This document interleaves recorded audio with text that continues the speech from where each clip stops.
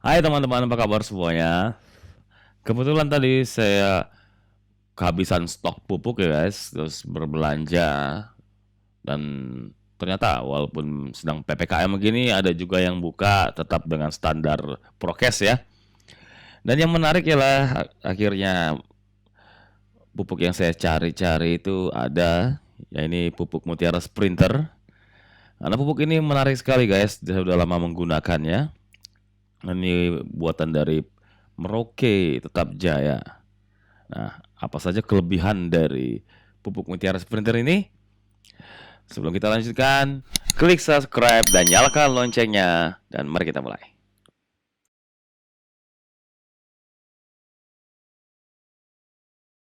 Nah, kebetulan ya seperti latar belakang saya lihat tuh ada kebun rock and roll, kebun mini yang harus saya kasih pupuk secara rutin. Nah, dan saya rencananya mau menggunakan pupuk ini. Tapi sebenarnya saya mau bahas sedikit mengenai pupuk ini ya. Bagi yang belum tahu, di sini ada angka ini 20 10 10 10 gitu ya. Mutiara Sprinter itu merupakan pupuk NPK. Dan saya udah pernah bikin videonya tuh di channel saya, dan untuk mengetahui lebih lanjut bisa lihat ke sana. Jadi saya di sini nggak akan membahas secara detail mengenai ini apa itu fungsi ini apa namanya 20 10 10. Tapi di sini cuma hanya mengingatkan aja bahwa NPK itulah nitrogen, fosfat dan kalium. Dan di sini adalah artinya 20 itu nitrogennya 20%, P-nya 10% dan kaliumnya 10%. Nah, kalau kita dari bagian belakang ini guys nih. Di sini dibilang memberikan reaksi super cepat pada tanaman karena sebagian nitrogen dalam bentuk NO3 nitrat. Menarik ya.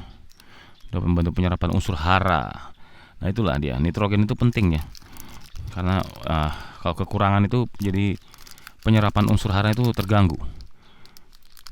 Nah, di sini juga ditulis untuk tanaman buah, bunga, sayuran, tanaman pangan, dan palawija serta tanaman perkebunan. Oke. Mengenai dosis pemakaiannya, kita bisa menggunakan secara tabur ya. Di sini 100 sampai 1000 kg per hektar. Dan sistem cor itu ya dicairkan dulu ya guys ya. Sekitar berapa nih? 4 sampai 10 kg per 200 liter air. Jadi kalau kita hitungnya di 4 kg per 200 liter air, per liternya kira-kira sekitar 20 gram lah ya. Atau disesuaikan dengan kebutuhan dan jenis tanaman ya. Di sini agak tricky di sini. Nah, sebelum bahas itu lebih lanjut, yang perlu diperhatikan adalah lihat nih kode produksinya. Mana dia? Sebentar kita pindah ini karena nggak kelihatan di sini. Ini harus diperhatikan kode produksinya dan masa edar 3 tahun. Di sini ada nomor pendaftaran Kementan segala macam. Bentar. Nggak ada kadar luarsanya ya, seharusnya ada. Nah, yang perlu diperhatikan nanti bisa dicek dari barcode-nya ini kali ya. Ini ada barcode nih. Karena banyak beredar pupuk palsu ya guys. Itu hati-hati. Makanya kalau beli pupuk tuh beli di tempat yang terpercaya lah. Ya bisa online, offline. Online juga kita lihat tokonya tuh udah lama atau belum. Ada komplainan apa enggak kalau kita lihat di online ya. Karena banyak sekali beredar pupuk-pupuk palsu. Yang perlu diperhatikan lagi di sini, sewaktu menggunakan ini harus pakai pelindung ya guys. Apalagi ini lagi pandemi ya. Jadi ini udah otomatis lah kita harus pakai gitu ya. Jadi pakai kacamata, jangan kalau kecipratan juga bisa menyebabkan iritasi serius pada mata tuh. Jadi dibilang gunakan pelindung mata ya harus tuh. Dan cuci tangan setelah kontak dengan produk. Jangan habis megang-megang produk tuh langsung makan atau kencing ya kan gitu loh. Buang air gitu. Kebayang nanti bisa kena iritasi gawat gitu. Ya. Nah, di sini tuh lihat. Di sini juga ditulis ya infonya.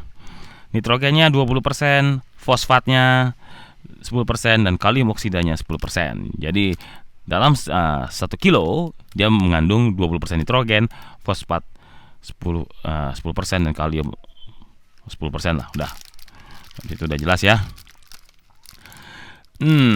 Sebenarnya karena dia nitrogennya tinggi guys, seperti di video sebelumnya, nitrogen itu ya untuk memperkuat batang, 20 untuk yang ini, fosfat itu untuk kayak penumbuhan buah, dan kalium itu untuk kayak semacam antibodi ya. Di sini kalau saya akan menggunakan ini pada tanaman yang baru tumbuh, maksudnya dalam pertumbuhan. Jadi untuk memperbanyak dahan dan juga daun-daunnya. Nah, seperti yang dibilang di petunjuk di belakang, ini cocok untuk segala macam tanaman ya guys. Tapi yang karena kita memperhatikan dua bagian yang sudah tahu angka-angkanya ini, jelas kalau ini untuk masa pertumbuhan tanaman, dan tapi juga bisa untuk tanaman yang lebih besar, misalnya seperti kayak basil atau aglonema segala macam, itu juga cocok karena tidak menghasilkan buah tapi daun aja gitu loh. Nah, bagaimana dengan tanaman yang menghasilkan buah? Ya ini juga bisa sesuai dengan petunjuknya. Tetapi buat tanaman-tanaman yang dalam masa pertumbuhan, bukan pohon yang besar ya guys, karena kalau pohon yang besar nanti dia malah banyak daunnya aja, malah buahnya malah jarang. Atau seperti ini nih. Ini adalah tanaman yang saya potong pucuknya sedang dalam perawatan. Jadi saya tidak akan mengkonsentrasikan kepada buahnya tapi pada pertumbuhan batang, makanya saya kasih gunakan sprinter ini juga. Nah, karena nitrogennya tinggi, selain yang sedang dalam masa pemulihan perawatan begini, yang ini kan seperti saya bilang tadi, lagi di topping supaya dia banyak dahan rantingnya. Karena nitrogennya tinggi, dia juga cocok untuk tanaman yang sedang dalam masa pertumbuhan kayak gini nih. Ini contohnya cabai ya, ini baru umur sekitar 3 minggu ya, 3 sampai hampir sebulan lah ini. Tapi dia kuntet gitu loh, dan dari daunnya udah kelihatan tuh dia kuning gini, nih kekurangan nitrogen. Nah, yang nitrogen sprinter ini kalau dilihat dari ingredientnya, dari speknya, cocok sekali buat tanaman yang kayak begini masih dalam masa pertumbuhan. Nah, dan bagaimana kalau yang dalam masa pembuahan? Kalau untuk dalam masa pembuahan tetap bisa pakai sprinter itu, tapi membutuhkan pupuk lainnya sebagai penggabungan. Kayak seperti ini nih, ini udah banyak daunnya dan sekarang sedang dalam banyak bunga. Nah, untuk supaya dia bisa, karena untungnya karena dia udah tinggi guys, kita tinggal tambahin P sama K-nya aja. Nah, nanti saya akan buat video mengenai itu. Nah, sekarang yuk kita beri pupuk ini dan kita lakukan sama-sama ya. Iya, oke. Tuh. Nah, timbangannya udah siap ya. Nah, sekarang kita buka dulu si pupuknya ini. Sebentar, guntingnya mana ya? Coba, pakai ini deh. Susah ya. Ternyata nggak bisa guys. Saya pakai, oke. Ya, pakai gunting aja. Jadi itu juga tadi satu tips ya guys ya, bahwa kalau ngebuka pupuk nggak bisa pakai golok tapi pakai gunting. Nah, ternyata pakai gunting rumput juga. Gunting rumput, gunting ini nggak bisa. Aduh. Udahlah, dana.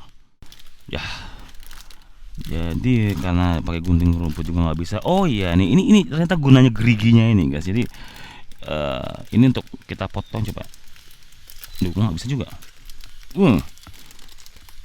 Lagi. Nah, tetap pakai gunting ya. Nah, dikit aja. Astaga.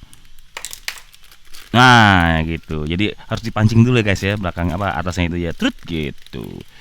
Dan ternyata saya lupa pakai sarung tangan, jadi saya akan kembali sebentar, nyari sarung tangan dulu. Bentar ya.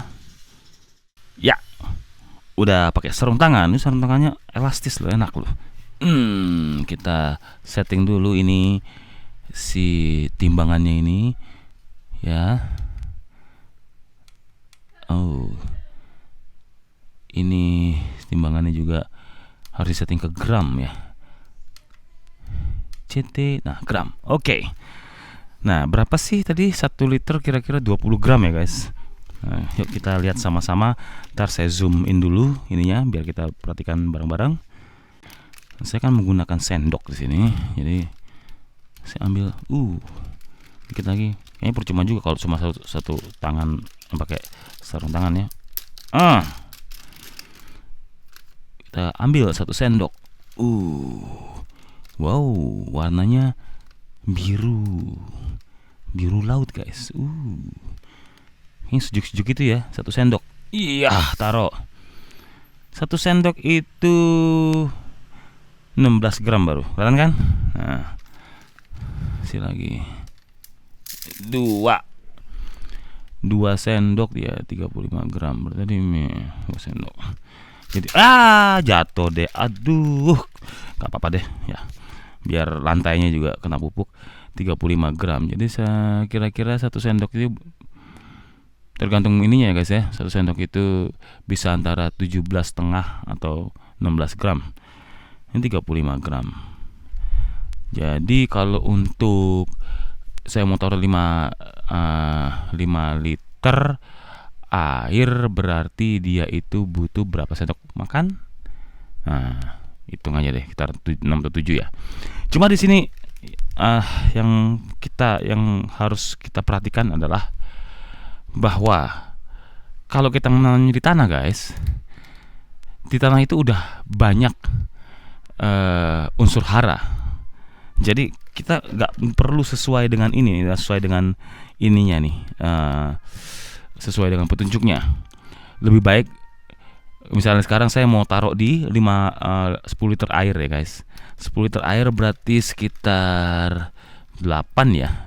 Tapi saya hanya akan taruh di 5 aja.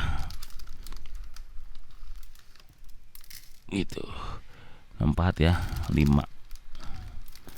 Jadi saya akan taruh di sekitar angka 78 atau 80. Karena tujuannya ialah lebih baik ringan, bukan kekurangan, ringan saja daripada kelebihan. Karena kita nggak tahu berapa banyak unsur hara yang sudah ada di media tanam kita. Kecuali kalau kita memang menanamnya di menggunakan media tanam yang tidak ada unsur hara sama sekali ya guys. Misalnya kalau di kokopit, sekam bakar, ataupun di secara hidroponik. Makanya hidroponik kan isinya nutrisi semua gitu loh. Oke, mari kita gabungkan ininya di air ini. Ini udah saya sediakan air kira-kira 10 liter air ya. Tuangin aja deh. Ya. Terus kita aduk-aduk.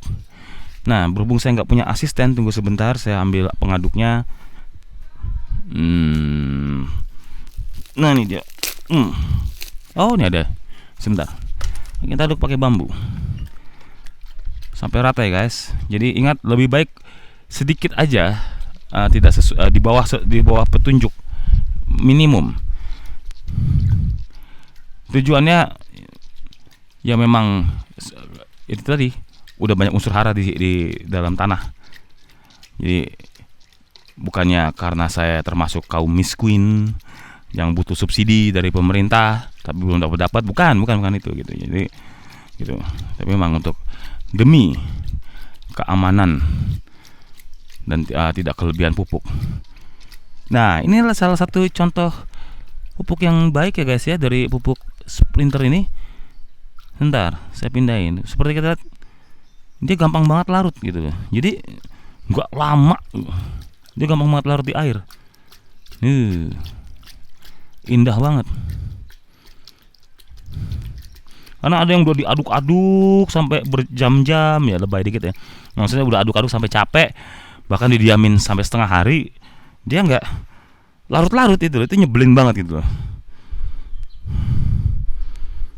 Nah, bentar.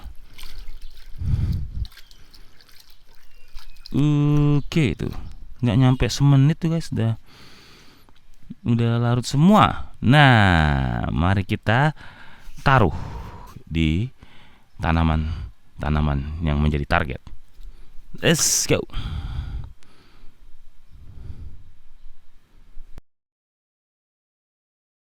Nah, di sini udah siap. Berapa banyak sih? Ya, saya hanya menggunakan ini botol teh apalah ya, nggak usah disebut mereknya karena saya nggak dibayar. Cuma intinya gini loh, secukupnya aja. Karena seperti saya bilang tadi, di dalam tanah ini udah banyak unsur haranya ya guys. Jadi ini semacam pupuk ini semacam vitamin aja, semacam booster untuk menjaga agar unsur nutrisi hara dalam tanah ini tetap ada. Karena walaupun ini kecuali ini dalam sebelumnya saya mau kasih tahu ini karena di dalam pot ya guys. Ya.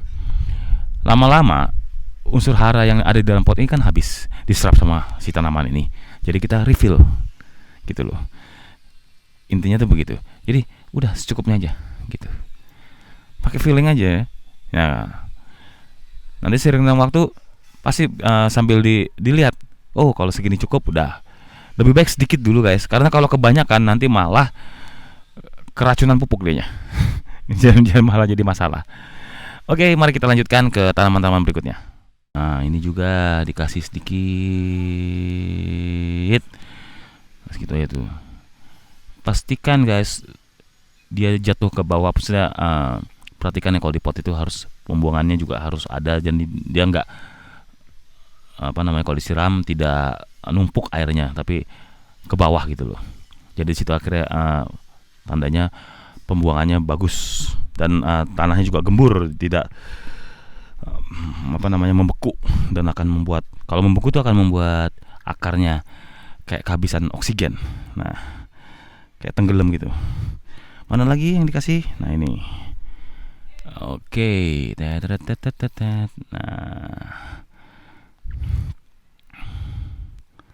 ini juga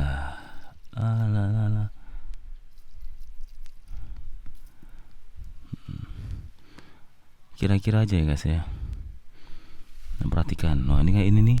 Loh, ini kok nggak ke bawah nih. Berarti ini ada yang salah di tanahnya, sambil ngecek-ngecek gitu.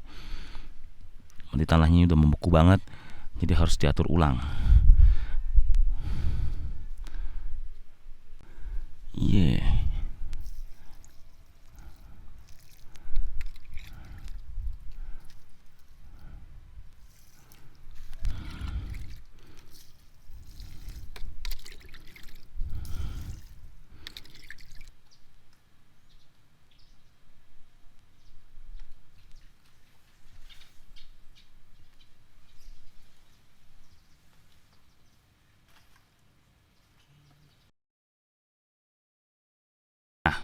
Selain dicorkan, tadi kan dibilang bisa ditaburkan juga. Nah, kalau misalnya males mau naburin, di sini sekedar mengingatkan aja ya, karena udah pernah saya buat videonya kayak gini. Ambilnya sedikit aja guys, misalnya segini nih, ya sedikit aja, ya pelan-pelan, sedikit aja ya. Nih sekitar ya, dan taruhnya di ujung nah tuh kayak gitu tuh, itu salah tuh, jatuh ke situ salah. Jadi sekitar di ujung belakangnya ini aja nih, dan itu sedikit aja gitu. Nah, ini sebentar saya zoomin dulu ya. Ini kan tadi tumpah nih. Nah, ini jangan sampai kena akar, jangan sampai kena akar sampai saya ulang-ulang berkali-kali, karena ini panas guys. Bayangkan dia kena tangan aja, kena kulit aja bisa menyebabkan iritasi, kena mata bisa iritasi parah seperti terus petunjuknya. Kalau dia kena akar, yang terjadi adalah malah mati tanamannya. Nah, jadi taruhnya di ujung-ujungnya nih, di ujung-ujungnya aja gitu. Nah, mudah-mudahan tadi nggak KO ya itu. Jadi tadi saya melakukan kesalahan sekalian ya, itu sebenarnya nggak sengaja, tapi saya bilangnya sengaja aja lah biar nggak malu gitu ya. Tadi sengaja kok saya jatuhin apa gitu, untuk memberikan contoh tuh. Nah, diaduk-aduk, jangan dekat itu, jangan dekat akar, pokoknya jangan dekat akar, karena udah terjadi kerusakan, bahkan mati tanamannya. Oke guys, demikian tadi sekitar penjelasan dan review, bukan review ya, penjelasan mengenai Mutiara Sprinter dan penggunaannya, manfaatnya apa, cara penggunaannya gimana, Dan yang paling penting tadi, setelah dipakai ini ya ditutup nih. Ini saya belum ada ini ya, tapi saya ada klip kok. Ditutup ya supaya dia nggak ini ya, takutnya rusak lah kalau kena udara kan, karena ini kimia guys. Dan karena kimia itu pakai pelindung ya. Jangan langsung misal kalau bersentuhan dengan tangan, jangan langsung makan, minum, apalagi buang air ya. Buang air ditembak gitu. Kena ini kan nggak lucu gitu. Nah itu ya. Dan semoga ini bisa membantu, dan kalau saya akan terus menggunakan ini, dan nantikan video berikutnya bagaimana cara memanfaatkan pupuk mutiara sprinter ini untuk tanaman yang sedang berbuah ataupun sedang dalam masa sedang tumbuh bunga, supaya dia berfungsi dengan membantu pertumbuhan dari buah itu, perkembangan dari buah itu, dan pembentukan dari bunga ke buah. Oke, terima kasih atas perhatiannya, dan jangan lupa buat yang belum subscribe, tolong bisa bantu kami, mendukung kami dengan subscribe ataupun share channel kami, sehingga kami bisa terus semangat lanjut membuat video-video lainnya. Terima kasih.